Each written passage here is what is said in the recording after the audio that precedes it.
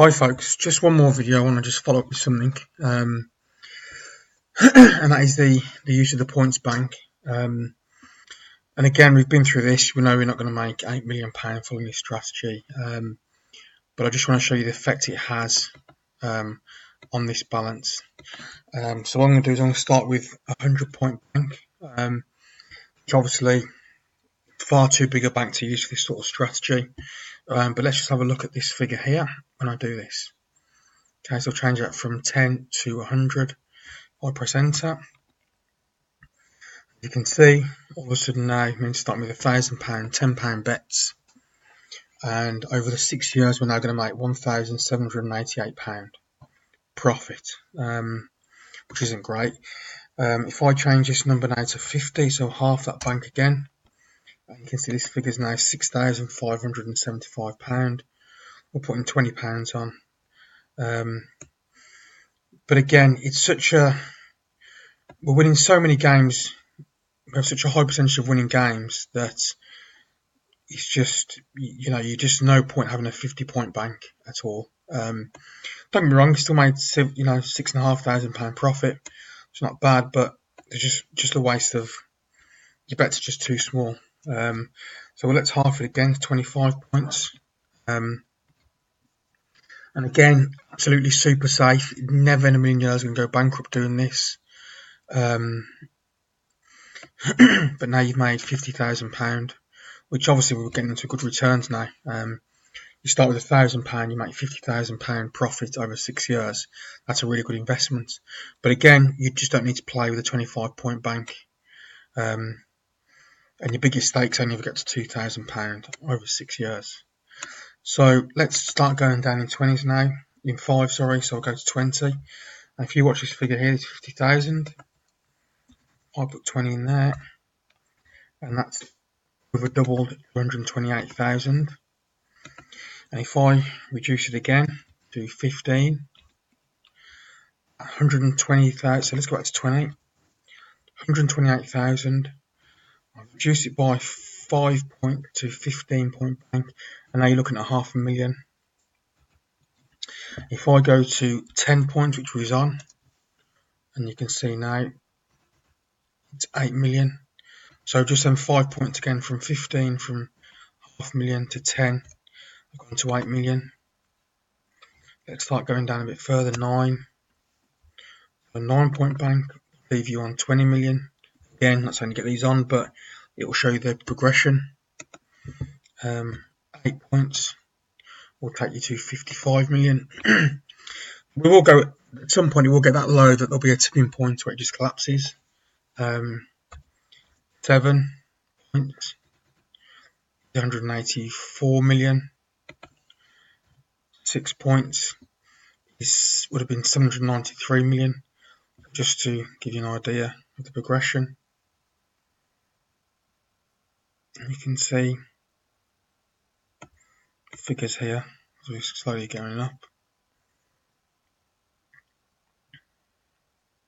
And it just gets ridiculous.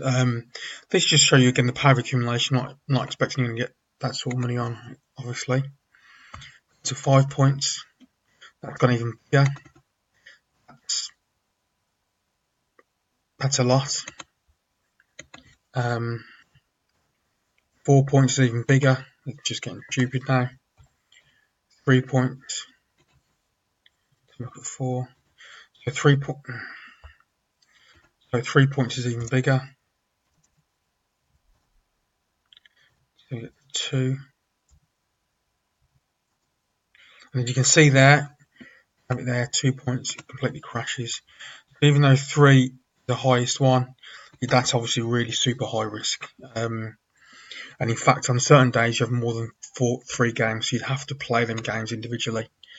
10 points is more than enough. You might want to do 15, you might want to do 20, you might want to do even 50. I'd say 25 would be the absolute you should need for backing the home, and even that is just really probably too safe, especially recalculating your bank every day, as I like to do. And again, there's no real there's no real perfect or right way to do it. I would just say try and keep between, say, 10 and 15 points would be ideal. You may want to create a second account and just start with 5 points and just really try and build up your bank up really fast. Again, it's high risk. As you can see here, let's have a look. As you can see, quite quickly the bank nearly triples, but you'll also see it'll fluctuate really fast. And as you can see, see what it finished on in December. So again, the first year, not much difference again. And again, there are just so many ways you can play around with it. There's no accurate way. 10 to 15 points is ideal in the win ratio. And assuming you recalculate your bank every day. But again, we're happy to help on that. And again, this only applies to this strategy back in the home team. The reason we haven't, again, just to highlight one more point, the reason we haven't highlighted banks because there's 10 inbuilt strategies. They all have 5-10 different markets plus you can back.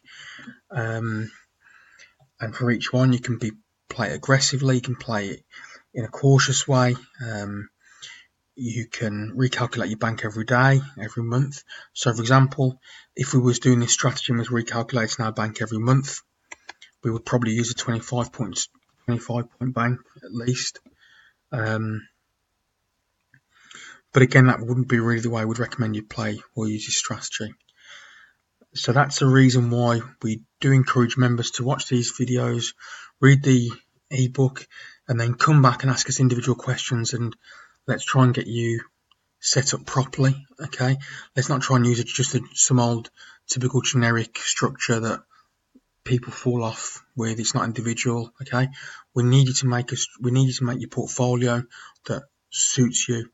Use our data here, use our inbuilt strategies, use our particular systems, and away you go. The same applies for other strategies which can be profitable, especially like the draw. This is very good. Just going through some now and a look. Here's another one that could be quite good for this particular type because it's a high win ratio, as you can see. So it really is up to you, but you need to be individual about what you do. Here's another good one as well. R07. All good bets. Particularly like this one with lay the draw. But again, you will get these moments. You can see here. You can see just right here we lost 35 points. You know, these things do happen. These runs do happen. As you can see, despite all that run, that there went 27 points back in profit. So each strategy will always bounce back. But again, it's about what do you want to do. You know, you have to really think about this. There's just not one model fits all. But what you have got with this, you've got enough variation just from the inbuilt strategies alone to build a portfolio that suits you. In later videos, we'll look at building. You can build your own strategies as well. And we've got some fantastic new ideas even stuff that I'm thinking about doing, which could really make the games even give us even less games to bet on, but they could have an even higher win ratio and a better market edge. Just one other thing I want to quickly touch on as well is strategy R10, and all this is this is where we think there's going to be more goals than there probably should be. But again, you know, I wouldn't be focusing or starting on this if I was anyone, unless you've got at least another 5 or 10 strategies going. But just to summarise briefly, this is where you can just lay lay goals late on in these games. So as you can see, we expect there to be goals after 60 minutes. As you can see here, long winning runs, and this definitely beats the average of what you'd expect at this time in the game. And this applies for all markets. So 70 to 90, 75 to 90, 80 to 90, and 85 to 90. But again, I'll stress again, these sort of strategies should be top-ups really from the match odds. I think what happens is people struggle to make money in the match odds market, so they move on to someone else, and they might have a good run and think, oh great, this works, but evidently for whatever reason or another it doesn't. So get your structure right, get your portfolio right, commit to it for 3, 4, 5 years, start with the basics. Forget what people say about you can't make money in the match odds markets. You can, of course you can. If you know what you're doing, of course you can. And that's it really. We'll leave that there. Again, any questions, please email in. Okay, thank you.